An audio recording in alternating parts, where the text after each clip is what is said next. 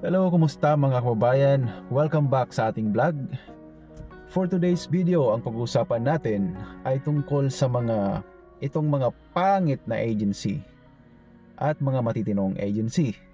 Pero bago tayo mag-umpisa sa ating pag-uusapan, kung ikaw ay bago pa lang sa ating vlog, ay huwag niyong kakalimutan na mag-subscribe sa ating YouTube channel at patap na rin ang bell button para lagi kang updated sa mga susunod pang video. Papalo na rin ang ating Facebook account, pa-like and share para sa iba pa nating mga kababayan.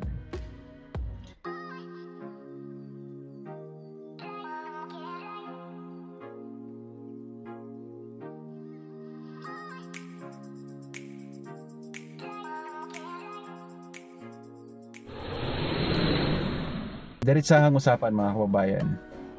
Pag-usapan natin itong mga bad at saka mga good agency, yung mga magagandang klase ng agency at mga pangit na klase ng agency. Umpisahan natin sa good agency. Based sa experience namin, yung mga good agency, may transparency. Transparent sila pagdating sa sahod.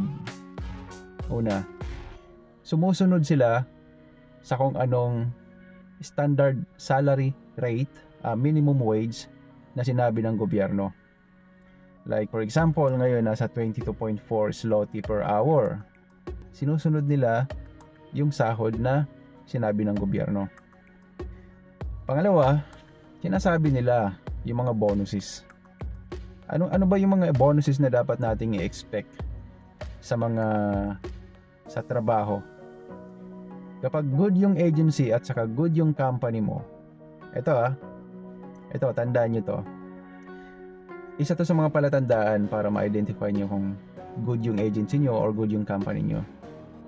Una, sumusunod sa salary, minimum wage salary na sinabi ng government. Pangalawa, may mga bonuses. Ano ba yung mga bonuses na dapat nyong asahan? Dapat nyong i-expect? Yung perfect attendance bonus, isa yon.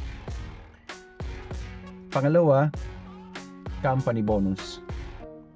Kami ngayon, yung perfect attendance bonus namin, nakaka-receive kami ng 190 zloty per month kapag perfect attendance ka, wala kang absent. Plus, meron pa kaming nare-receive na monthly company bonus. Yung bonus na una, yung perfect attendance, is nanggaling yon sa agency. Yung pangalawang bonus naman is galing sa company.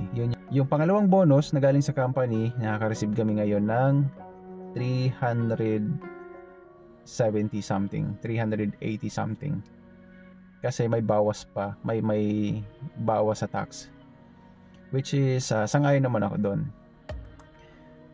Okay. Pangatlo, meron pang tinatawag na takt time bonus na kapag once na hit nyo yung target sa loob ng isang buwan, meron kayong marireceive na another bonus. It's around 500, I think. Mga around 500 yung marireceive yung bonus.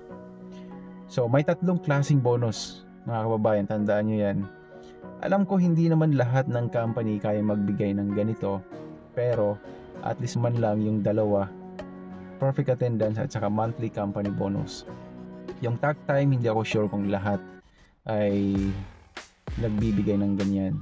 Kasi iba-iba naman yung company. May maliliit, may mahalaking company. Okay?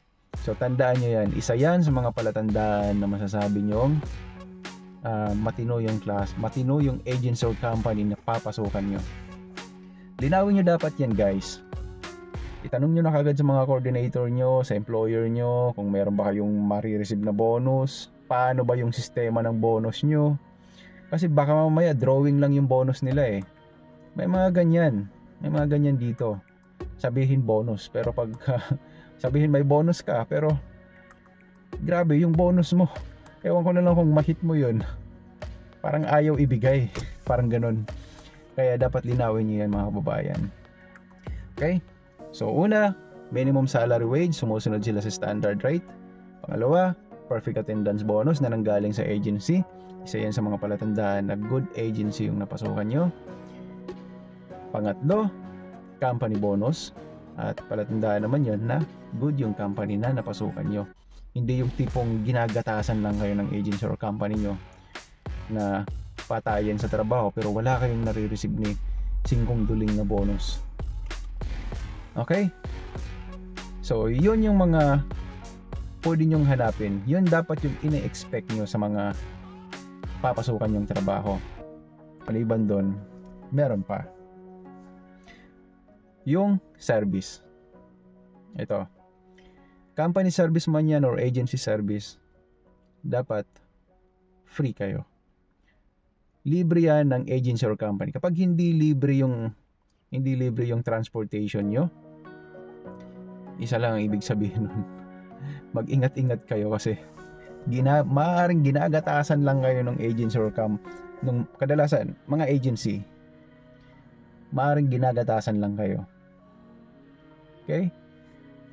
Paano kung hindi na nga sila sumusunod sa standard rate or sumusunod man sa standard rate pero wala kayong bonus, tapos deducted pa yung bahay nyo, tapos deducted pa kayo sa transportation. Doon pa lang guys, doon pa lang mga kababayan, magtaka na kayo. So, mag-imbestiga na kayo. Kasi may something. Okay? So, meron pang isa. Maliban doon sa transportation na yon, sa bahay given na yon na talagang walang libre. Sinabi ko na dati kong sa nakaraang kong vlog. Okay, meron pa. Yung oras ng pasok nyo.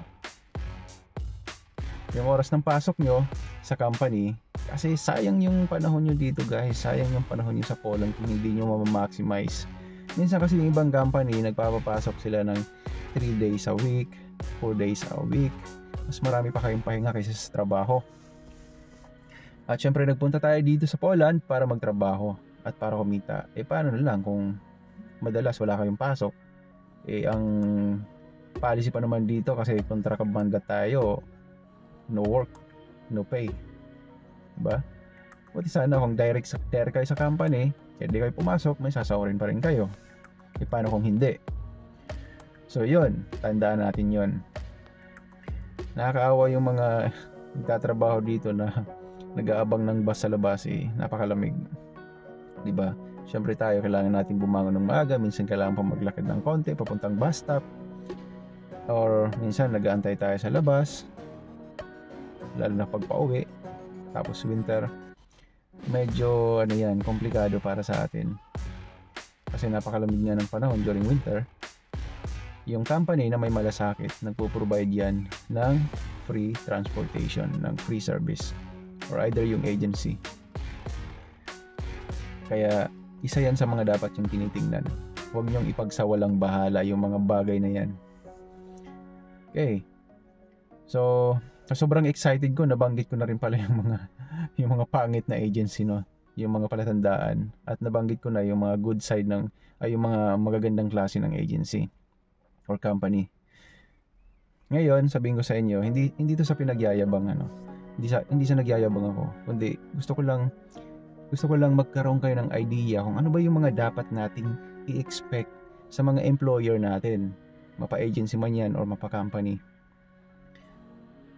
Yung mga dapat nating i-expect, yung mga bagay na yun, tulad ng tamang pasahod, na sumusunod sila sa government mandatory minimum wage, bonus, perfect attendance sa mga agency, company bonus. Kasi kapag meron kayo niyan, doon yung nakikita na may nakikita niyo sa mga yon na talagang may kumbaga pata silang lumaban. Maliban doon, so sa transportation, so libre na rin yung sa transportation, sinasagot na rin nila. Minsan hindi agency yung sasagot niyan, minsan company. Itong company nga namin ngayon, sabi ko nga, may 3 klase kami ng bonus. May perfect attendance, may 2 klase kami ng bonus. Pangatlo yung sa agency. Plus transportation, hinahatid pa kami ng bus doon sa sentro para madali kaming makasakay pa uwi. Kasi kung medyo malayo-layo ng konti yung jobs, yung work site nyo, yung factory malayo sa sentro, syempre bibihira lang yung bus na pupunta doon. Kumbaga may mga malalaki yung gap, like 1 hour, ganyan. So paglabas mo ng 2:00, instead na makakasakay ka agad, makakauwi ka kaagad sa bahay, mag-aantay ka pa ng 1 oras sa labas. Napakahirap guys, diba? Lalo na kapag winter. So yan yung mga dapat nyong i-expect sa mga company. Itong agency namin guys, share ko lang para at least magkaroon kayo ng idea kung ano yung dapat nyong expect. Napakamaasikaso. About sa TRC application, ina-assist kami, tinutulungan kami. About sa mga new rules, mga changes, may pa-meeting sila agad. Ini-inform kami agad-agad para alam namin yung mga pagbabago.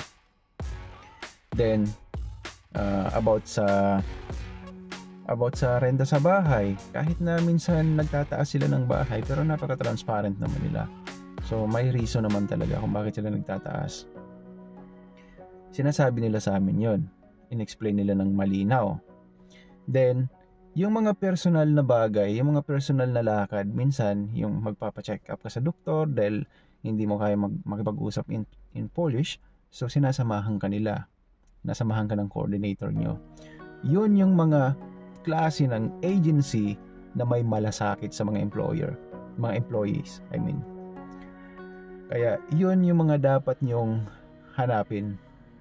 Siyempre hindi nyo makakilala kung sino yung mga coordinator o mga agency, pero doon pa lang sa mga binigay ko na yun, example like sa minimum wage salary, pag sumusunod sila sa tama, at saka sa perfect attendance bonus. At kapag nagkasakit kayo, madali silang makontak. Pag nagkaroon ng problema, madali silang makontak. Yun, guys, sinasabi ko sa inyo, yun yung mga agency or company na dapat yung tambayan or dapat yung pagmalasakitan din. Okay? So, kung meron pa kayong mga katanungan about sa mga bagay-bagay dito sa Poland na malamang hindi ko nabanggit, mag-comment lang kayo, huwag kayong mahiya. At sasagutin natin yan kapag may free time tayo. At hanggang dito na lang muna itong ating video. Maraming salamat sa panonood. Sana marami kayong natutunan. And God bless po sa inyong lahat. Kita-kita tayo dito sa Europe soon. And see you in my next video.